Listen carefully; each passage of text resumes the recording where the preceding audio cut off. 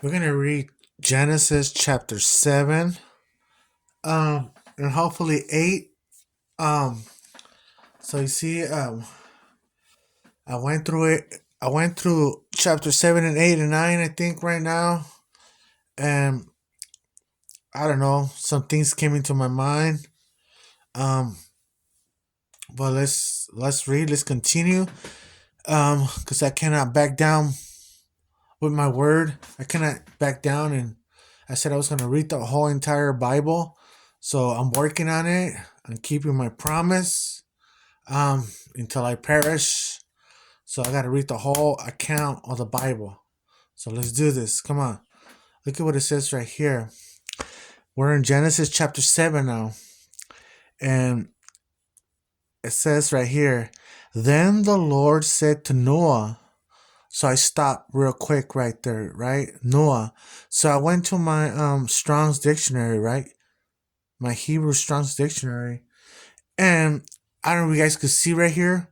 There's this number H559, which is the word is like the Lord said, like say, um, you yamar. What? No, what? You yamar.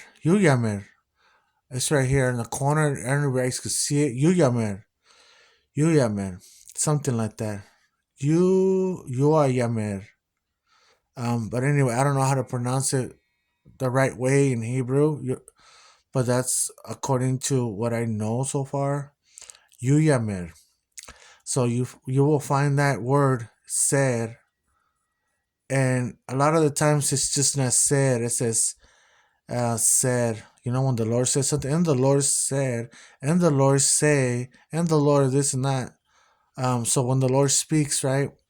Um, so I was wondering, how did the Lord spoke to Noah, right? How did God use His voice? Did God use another way how to talk and communicate with Noah? Um, because now in these days, um, Jesus is speaking to us. You know, the Father's not doing that anymore. The Son, Jesus, is doing it. Because if you read the Bible in the New Testament, it will tell you. I said it before in my other videos that now His Son is speaking to us. So I was doing some research about this word, right? But this happened a long time ago. So during this time, God will speak to these people, right? So I was wondering, was it the wind speaking? Was he getting ideas? What was going? What was? How would God would speak to them in those days? So I looked up for this word. I don't know if you see it says right there, said. Um, so I looked it up right in Hebrew, and I got the Strong's number, the number, and it says a lot of things. And one of the things that it says to say, answer, certify, express, command, speak, declare, talk. That's what it says. You see, so this telling me that God will speak to Noah. You see, to Noah, to the main head of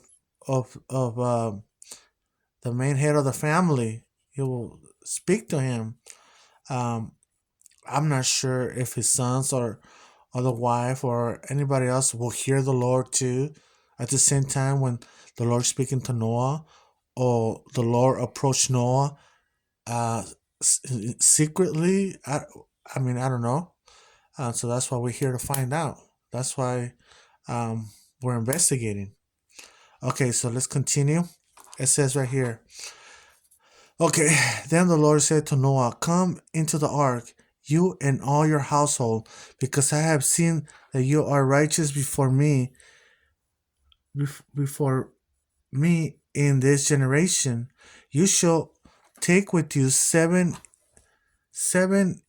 each of every clean animal, and male and his female, two each of animals that are unclean, a male and his female, I'm reading from the New King James Version Bible.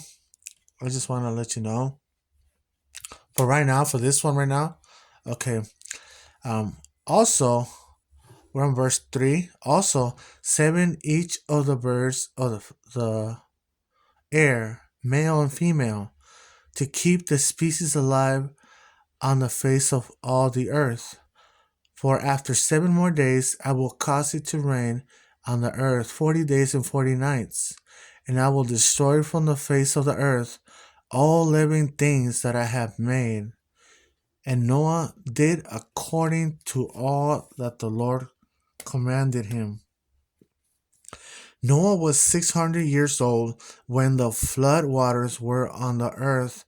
So Noah, with his sons, his wife, and his sons' wives, went into the ark because of the waters of the flood of clean animals, of clean animals, of animals that are unclean, of birds, and of everything that creeps on the earth.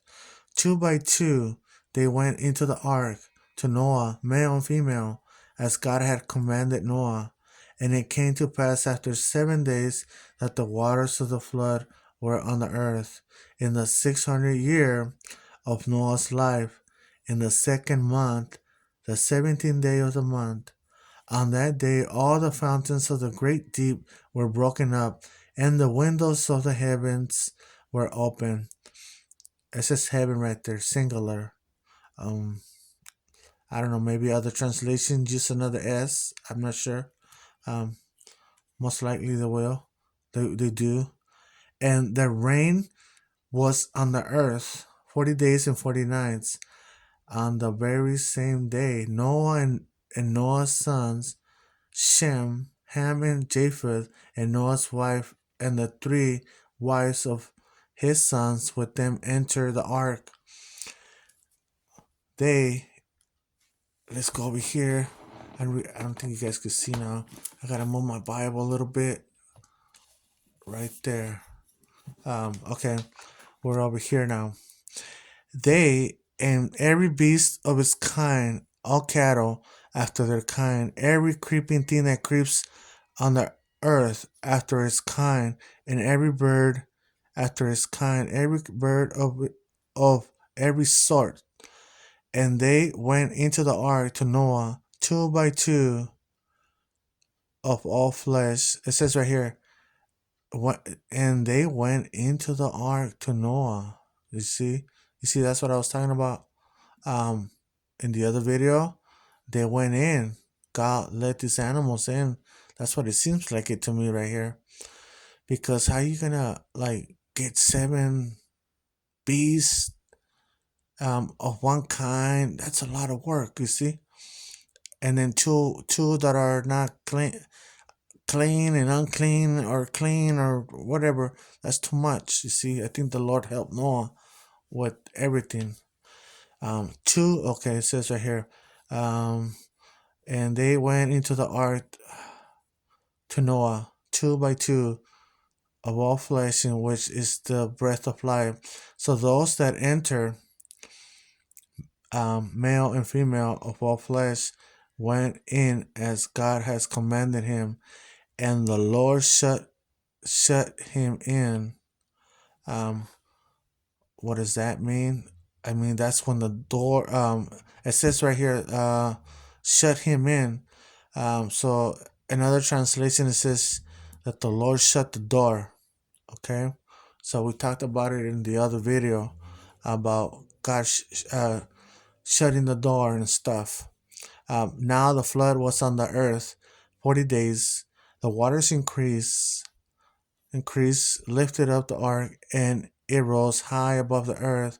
The waters prevailed and greatly increased on the earth, and the ark moved about on the surface of the waters, and the waters prevailed exceedingly on the earth, and all the high hills under the whole heaven were covered. The waters prevailed 15 cubits upward, and the mountains were covered. Um, wow. And all flesh died. that moved on the earth, birds and cattle and beasts, and every creeping thing that creeps on the earth, and every man, all in whose nostrils was the breath of the spirit of life, all that was on the dry land died. So right here, breath of the spirit of life. I don't know if you guys could see over here. Over here, if you follow this pen, it says right here, Septuagint and Vulgate omit of the spirit. That's what it says. They omitted, um, I guess, that of the spirit. I mean, those words, I guess. And I did some investigation about cubics, 15 cubics, and the bolt size. The bolt size is on chapter 6, Genesis chapter 6, verse 15. Um, so the cubics, you see, I did some investigation. Let me try to move the Bible a little bit. Trying to fix it like that. I don't know if you guys could see it, the Bible clearly. But it says right here, cubits. I trying to find out what's the measurement. So I try to measure my elbow, to my the tip of my finger, the longest finger, the tip. So my arm is probably all the way to the top. It's probably like, I don't know, probably like from my elbow to my finger is probably like, I don't know, 19 inches, probably from elbow to my tip of my finger. But other people, their arms could be a little bit shorter. I'm kind of like a normal, regular person of size. Um, so I was like, okay, let's just give it an estimate of 24 inches. 24 inches is 2 feet. So that's how I kind of did the math, like 2 feet straight, odd numbers, you see. Um, not odd numbers, I mean, same numbers. Um, so 15, so what I did, 15 cubics, um, times two. Um, so it turned out to be, um, 15 times 2. How much is it? Wow, maybe I got the math wrong. Um, but I kind of calculated 15 times 2, and it gave me 30. So, because 2 feet, 2 feet is 1 cubit. So 2 feet times 15 cubits, it kind of gave me 30 feet. But if my arm is not 24 inches all the way to my tip of my finger, from my elbow to my tip of my finger, which is not, which is a little bit shorter. So you see, you'll have less than 30 feet, a little bit less than 30 feet. But I went 24 inches just in case if there's someone out there bigger than my arm and my finger tip. You see, I'm pretty sure there is someone out there with their arm, from their elbow to their tip of their finger, probably like 24 inches. So I kind of calculated that instead. Um, so that's how you could get probably your measurements. Um, you see. Um, okay, let's keep on reading. Where did we left off? So we already know that the Septuagint and the Vulgate, they omitted of the spirit. They omitted those words. It seems like it to me. But let's keep on going. I think we're left off right. Oh yeah, the spirit. All in whose nostrils was the breath of the spirit of life. All that was on the dry land died. So he destroyed all living things which were on the face of the ground, both man and cattle, creeping thing and bird of the air.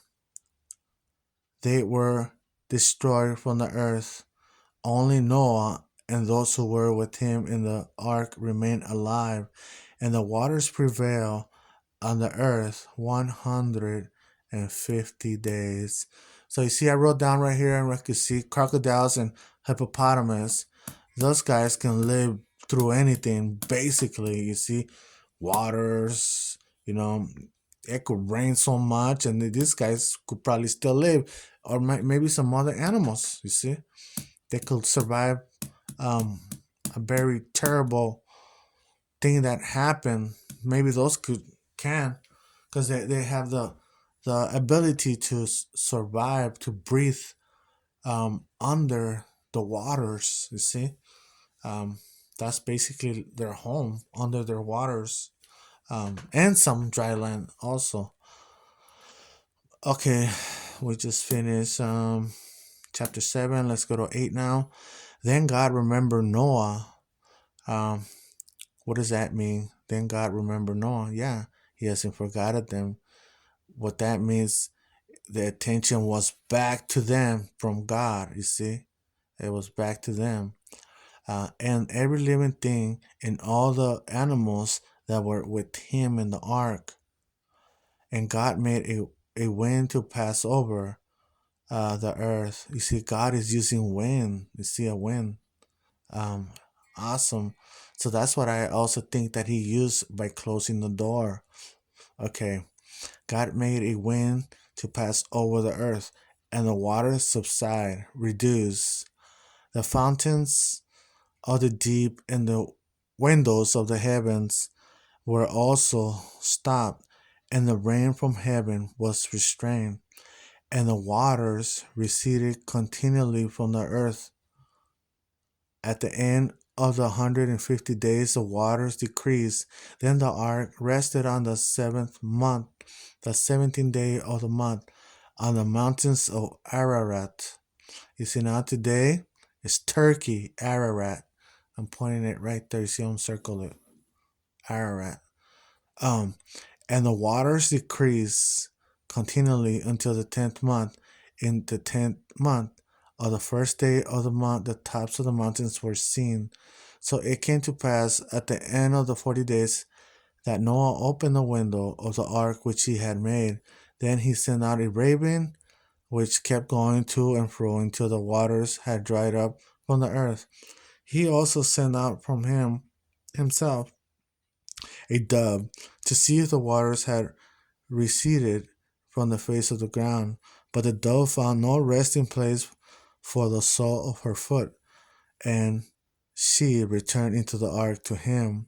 For I guess the dove got tired, so flying too much and came back. Okay, returning to the ark to him, for the waters were on the face of the whole earth. So he put out his hand and took her and drew her into the ark to himself. And he waited yet another 7 days, and again he sent the dove out from the ark. Then the dove came to him in the evening, and behold, a fleshly, let me change the page, a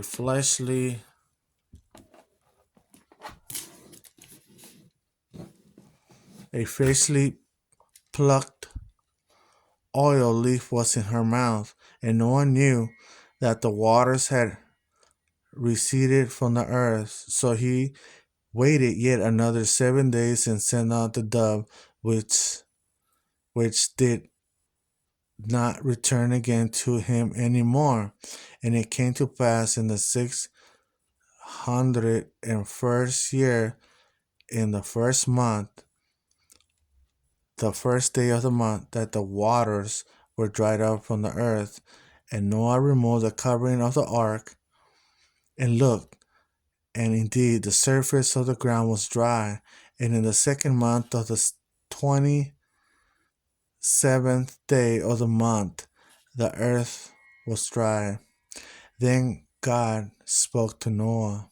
Spoke, you see, we really looked up the word spoke in the Hebrew, saying, "Go out of the ark, you and your wife, and your sons and your sons' wives with you. Bring out with you every living thing of the flesh that is with you, birds and cattle, and every creeping thing that creeps on the earth, so that they may abound on the earth and be fruitful and multiply on the earth."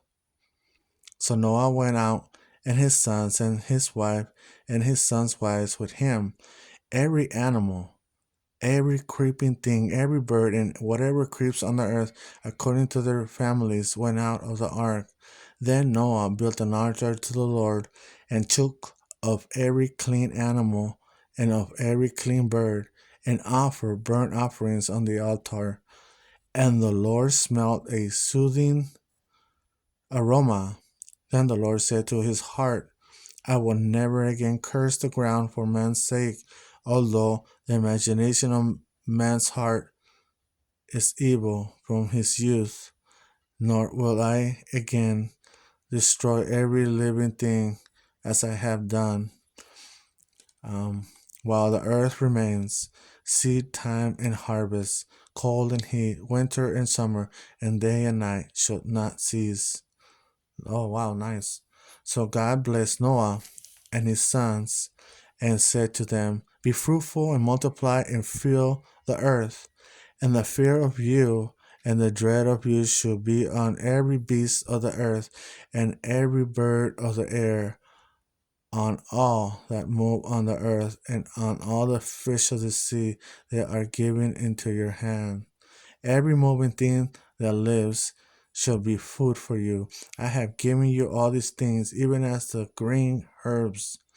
But you should not eat flesh, its life, that is, its blood.